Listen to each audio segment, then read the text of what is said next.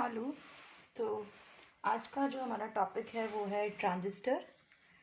अभी तक हमने रेक्टिफायर्स पढ़े और रेक्टिफायर्स के साथ हमने फिल्टर्स पढ़े। जो अब हमारा नया डिवाइस है वो है transistor.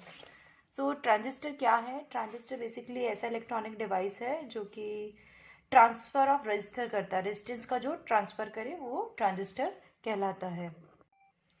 Transistor is this new electronic device was named transistor on the basis of its basic action, transfer of resistor.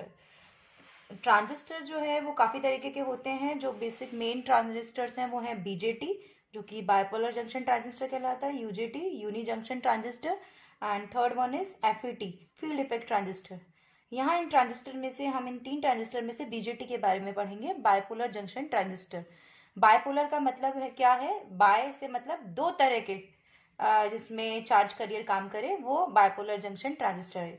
Uni junction का मतलब सिंगल जिसमें चार्ज करियर हो वो ऐसा ट्रांजिस्टर। तो बाइपोलर जो जंक्शन ट्रांजिस्टर होते हैं वो दो तरीके के होते हैं। मतलब बाइपोलर जंक्शन ट्रांजिस्टर को भी दो तरीके से क्लासिफाई किया जा सकता है। एक होता है एनपीएन ट्रांजिस्टर और एक होता है पीएनपी ट्रांजिस्टर। ठीक है, एनपीएन जंक्शन ट्रांजिस्टर और PNP junction transistor. As you all know कि एन पी और एन जो हैं क्या हैं? सेमीकंडक्टर्स हैं। तो जब दो एन सेमीकंडक्टर को एक पी सेमीकंडक्टर के संग मतलब दो एन सेमीकंडक्टर के बीच में एक पी सेमीकंडक्टर को मर्ज कर दिया जाए तो ऐसा जो ट्रांजिस्टर बनता है वो एनपीएन ट्रांजिस्टर बनता है। इसी तरीके से दो पी टाइप के सेमीकंडक्टर के बीच में अगर एन टाइप का सेमीकंडक्टर मर्ज कर दिया जाए तो वो ट्रांजिस्टर पीएनपी ट्रांजिस्टर बनता है। ठीक है, दोनों में डिफरेंस क्या है? बेसिक डिफरेंस ये है कि इसमें जो सेमीकंडक्टर, दो सेमीकंडक्टर जो काम में आते हैं वो एन है और एक जो सेमीकंडक्टर काम में आ रहा है वो पी है। यहाँ जो सेकंड वाला है पीएनपी में, वहाँ दो पी सेमीकंडक्टर है और एक एन सेमीकंडक्टर है। एज वी नो कि हमें पी में जो होते हैं, जो पी टाइप का जो सेमीकंडक्टर होते हैं उसमें जो मेजॉरिटी चार्ज करियर्स होते हैं, जो बहुसंख्या में जो चार्ज करियर पाए जाते हैं पी में, वो होल्स होते हैं, और एन में जो सबसे ज़्यादा चार्ज करियर्स होते हैं वो इलेक्ट्रॉन्स होते हैं। ठीक है, तो जो ट्रांजिस्टर का जो बेसिक डिज़ाइन है या सिंबल जो है ट्रांजिस्टर का वो किस तरीके से होता है कि ये दो तीन सिरे हैं। ठीक है, पहला जो है उसे अमीटर पॉइंट बोलते हैं, अमीटर टर्मिनल, और जो बीच का जो पॉइंट है उसे बेस टर्मिनल बोलते हैं, और जो थर्ड पॉइंट है उसे कलेक्टर टर्मिनल बोलते हैं। ये है एन सेमीकंडक्टर और ये दूसरा भी एन सेमीकंडक्टर है, और इसके बीच में जो है हमने क्या लगा दिया है? P semiconductor. ये हम एनपीएन ट्रांजिस्टर की बात कर रहे हैं। तो यहाँ जब हमने मर्ज कर दिया तो दो जंक्शंस बन गए हमारे। एक जंक्शन बन गया ये और एक जंक्शन बन गया ये। ठीक है, तो ये जो जंक्शन है, क्योंकि तीन टर्मिनल्स हैं ट्रांजिस्टर के, ये अमीटर पॉइंट, ये बेस पॉइंट और ये कलेक्टर पॉइंट। ठीक है, तो ये जो जंक्शन बन गया वो क्या बन गया? अमीटर और बेस के बीच का पॉइंट है, तो ये हो गया अमीटर बेस जंक्शन। नेक्स्ट जो बन गया वो बन गया क्योंकि बेस और कलेक्टर के बीच का है तो क्या हो गया? Collector base junction. ठीक है, एनपीएन ट्रांजिस्टर को सिंबलाइज किया जा सकता है इस तरीके से। ठीक है, ये जो मिड टर्मिनल है, ये वाला जो पॉइंट है इसे बेस कहते हैं, और ये आपका दूसरा जो यहाँ से सिरा जा रहा है इसे कलेक्टर कहते हैं, और इस वाले सिरे को अमीटर कहते हैं। कलेक्टर और अमीटर में पहचान करने का तरीका है कि हमेशा ट्रांजिस्टर में एक एरो यूज किया जाता है जो कि वो बताता है कि कौन सा आपका अमीटर पॉइंट है, और वो एरो और भी बाकी चीज़ों को डिसाइड करता है। तो एनपीएन ट्रांजिस्टर में ये एरो बाहर की तरफ होता है। ठीक है, मतलब आउटसाइड निकल रहा होता है। तो ये बेसिक सिंबल है एनपीएन ट्रांजिस्टर का। इसी तरीके से अगर हम पीएनपी ट्रांजिस्टर की बात करें तो जो पीएनपी ट्रांजिस्टर है वो कुछ इस तरीके से होगा। दो पी टाइप के सेमीकंडक्टर के बीच में एन टाइप का जो सेमीकंडक्टर है उसे सैंडविच फॉर्म में बनाया गया है, और ये इसका फिर अमीटर पॉइंट हो गया, ये बेस टर्मिनल हो गया, और ये कलेक्टर टर्मिनल। अब ये दोनों जो पॉइंट है पी और एन जंक्शन जहाँ मिल रहे हैं ये अमीटर बेस जंक्शन है। यहाँ जो ये जो पॉइंट है एन और पी वाला ये कलेक्टर बेस जंक्शन है। तो एक तरीके से ट्रांजिस्टर में दो डायोड्स को मिलाकर कॉम्बिनेशन बोला जा सकता है। ठीक है, तो एज हमें पता है कि पी में होल्स ज़्यादा होते हैं, तो इसमें जो अमीटर में जो सबसे ज़्यादा चार्ज करियर्स होंगे वो होल्स होंगे। बेस एन टाइप है तो इसमें जो मेजॉरिटी चार्ज करियर्स होंगे वो इलेक्ट्रॉन्स होंगे, और पी जो दोबारा कलेक्टर पॉइंट है उसमें जो चार्ज करियर्स होंगे वो क्या होंगे? होल्स होंगे। हमेशा ट्रांजिस्टर के जो तीन पॉइंट है उनमें से जो बेस जो टर्मिनल होता है, बेस जो पॉइंट होता है, बेस का जो रीजन होता है वो कम होता है, मतलब बहुत पतला होता है, श्रिंक्ड होता है in comparison to emitter and collector. और एमीटर और कलेक्टर में से जो सबसे बड़ा रीजन होता है वो कलेक्टर रीजन होता है, ठीक है।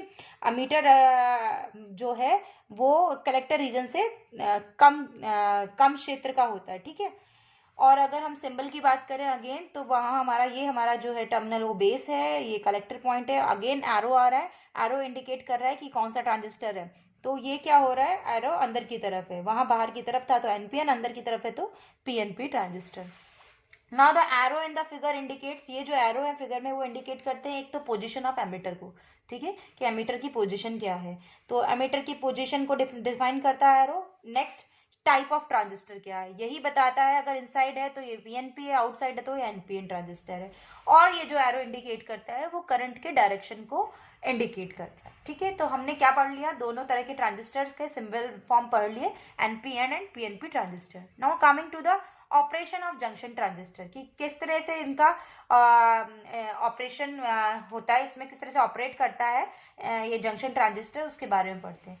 किसी भी ट्रांजिस्टर को एक्टिव मोड में काम कराने के लिए उसकी बायसिंग करी जाती है। जैसे डायोड में बायसिंग होती है, जो डायोड की जो बायसिंग होती है, क्योंकि डायोड क्या है, हमारा इस तरह का सिंबल है, ठीक है।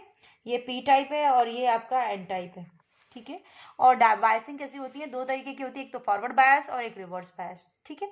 फॉरवर्ड बायस में डायोड का पी सिरा बैटरी के पॉजिटिव सिरे से जुड़ा होना चाहिए। अगर हम फॉरवर्ड बायस की बात करें तो ये पॉजिटिव सिरे से जुड़ना चाहिए, और एन सिरा बैटरी के नेगेटिव सिरे से जुड़ना चाहिए, तो ये फॉरवर्ड बायस है। इसी तरह से अगर रिवर्स बायस की बात करें तो अगर ये डायोड है, ये एन सिरा है और ये पी सिरा है, तो ये बैटरी के नेगेटिव सिरे से जुड़ना चाहिए और ये पॉजिटिव सिरे से, ठीक है। इससे होगा क्या कि जब ये पी पॉजिटिव से जुड़ेगा और एन नेगेटिव से जुड़ेगा, उसका मतलब फॉरवर्ड बायस, तो इसमें जो करंट फ्लो होगी वो मेजॉरिटी चार्ज कैरियर की वजह से होगी। पी में जो होल्स हैं और एन में जो इलेक्ट्रॉन्स हैं उसकी वजह से करंट फ्लो होगी, ठीक है। और यहीं अगर रिवर्स बायस की बात करें हम, तो रिवर्स बायस में क्या होता है कि पी टाइप सेमीकंडक्टर जिसमें होल मेजॉरिटी चार्ज कैरियर है, उसमें माइनॉरिटी चार्ज कैरियर जो कम संख्या में जो है वो इलेक्ट्रॉन्स हैं, और एन जो कि एन टाइप सेमीकंडक्टर है जिसमें कि मेजॉरिटी चार्ज के इलेक्ट्रॉन है और माइनॉरिटी चार्ज कैरियर होल्स हैं, तो इसमें जो करंट फ्लो होगी वो माइनॉरिटी चार्ज कैरियर की वजह से होगी। तो किसी भी जंक्शन ट्रांजिस्टर को अगर हम बात करें, क्योंकि इसमें हमें पता है कि दो तरह के जंक्शंस बन रहे हैं, ठीक है, एक ये जंक्शन है और एक ये जंक्शन है, तो हमेशा जो अमीटर बेस जो जंक्शन है, अमीटर और बेस का जो जंक्शन है, वो किसी भी ट्रांजिस्टर के एक्टिव ऑपरेशन में हमेशा फॉरवर्ड बायस रहता है, ठीक है। और जो कलेक्टर बेस जंक्शन है वो किसी भी ट्रांजिस्टर के एक्टिव ऑपरेशन में रिवर्स बायस रहता है। इसका मतलब हमेशा ट्रांजिस्टर का जो फर्स्ट पार्ट है वो एक्टिव रीजन में फॉरवर्ड बायस रहेगा, और जो नेक्स्ट जो रीजन है कलेक्टर बेस जंक्शन है वो हमेशा रिवर्स बायस रहेगा। ये बैटरी का नेगेटिव टर्मिनल है, ये पॉजिटिव है, यहीं ये नेगेटिव है, ये पॉजिटिव है, ठीक है। अब हमें पता है, अगर हम एनपीएन स्पेशली अगर एनपीएन ट्रांजिस्टर की अगर हम बात करें कि for the active operation of junction transistor the electron based junction is forward bias, तो हमने इसको फॉरवर्ड बायस करा दिया, एन को बैटरी के नेगेटिव से जोड़ दिया और पी को बैटरी के पॉजिटिव से जोड़ दिया। And this collector based junction is reverse biased, और कलेक्टर बेस्ड जंक्शन को हमने रिवर्स कर दिया, ये जो पॉजिटिव पी टाइप है उसे हमने नेगेटिव से जोड़ दिया, एन टाइप को पॉजिटिव से जोड़ दिया, तो ये रिवर्स बायस हो गया, ये फॉरवर्ड बायस हो गया।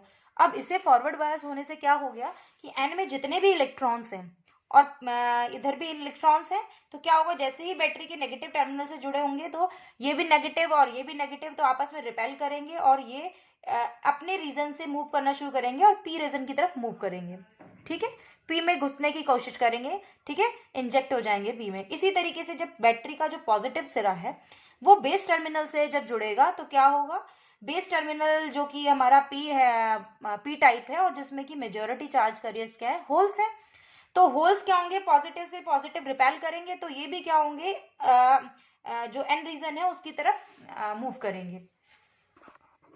सो जो मूवमेंट होगी इलेक्ट्रॉन की पी एन टाइप से पी टाइप की तरफ, मतलब एमीटर से बेस की तरफ और बेस से एमीटर की तरफ जो होल्स की जो मूवमेंट होगी उससे क्या होगा, इस सर्किट में करंट फ्लो होगा, ठीक है। करंट फ्लो होगा तो कैसा होगा कि करंट जो है इलेक्ट्रॉन्स की वजह से भी और होल्स की वजह से भी फ्लो होगा, तो टोटल करंट जो होगा इसमें इलेक्ट्रॉन और होल्स की वजह से होगा। क्योंकि in comparison to N, P जो पी टाइप जो आपका सेमीकंडक्टर है बहुत छोटा है, ठीक है। तो पी टाइप में बहुत कम नंबर ऑफ चार्ज कैरियर्स होंगे, तो नंबर ऑफ होल्स भी कम होंगे in comparison to electron N type में। तो क्या होगा, जैसे ही इलेक्ट्रॉन्स मूव करेंगे पी टाइप में, तो ये क्या होगा, ज्यादा नंबर ऑफ इलेक्ट्रॉन्स ज्यादा है, तो कुछ इलेक्ट्रॉन तो इस होल्स के संग डिफ्यूज हो जाएंगे ना, नेगेटिव और पॉजिटिव मिलकर डिफ्यूज हो जाएंगे। और ज्यादातर जो इलेक्ट्रॉन्स हैं वो सीधे के सीधे एन टाइप की तरफ अट्रैक्ट होंगे, ठीक है, इधर नेक्स्ट जो टर्मिनल है उसकी तरफ मूव कर जाएंगे। तो कहने का मतलब ये है कि जितने भी इलेक्ट्रॉन्स पी एन टाइप में है, एमिटर में है, वो मूव करेंगे बेस की तरफ, और बेस में जो होल्स हैं उनके संग डिफ्यूज होते हुए मैक्सिमम इलेक्ट्रॉन्स कलेक्टर की तरफ पहुंच जाएंगे। ये जो मैक्सिमम इलेक्ट्रॉन जो कलेक्टर की तरफ पहुंचेंगे, इसकी वजह से कलेक्टर में भी एक करंट फ्लो होगी जिसे कि आईसी बोला जाता है, और वो कलेक्टर की करंट होगी। एमीटर की करंट हो गई, बेस की करंट हो गई, और ये कलेक्टर की करंट हुई। एमीटर की जो करंट है वो इलेक्ट्रॉन्स की वजह से एनपीएन में, और बेस की करंट होल्स की वजह से बेस में, और अगेन कलेक्टर की जो करंट है इलेक्ट्रॉन्स की वजह से। और अगर देखा जाए तो हम कह सकते हैं इस पूरे सर्किट में जो करंट फ्लो हो रही है वो बेसिकली एमीटर की वजह से हो रही है, क्योंकि जो फर्स्ट मूवमेंट हुआ है वो एन एमीटर की तरफ से एन की तरफ से हुआ है, और एन की वजह से वो इलेक्ट्रॉन्स मूव करते हुए कलेक्टर में आए हैं, ठीक है। हम कह सकते हैं कि due to forward biasing of emitter based junction, ठीक है, due to forward biasing of emitter based junction of NPN transistors,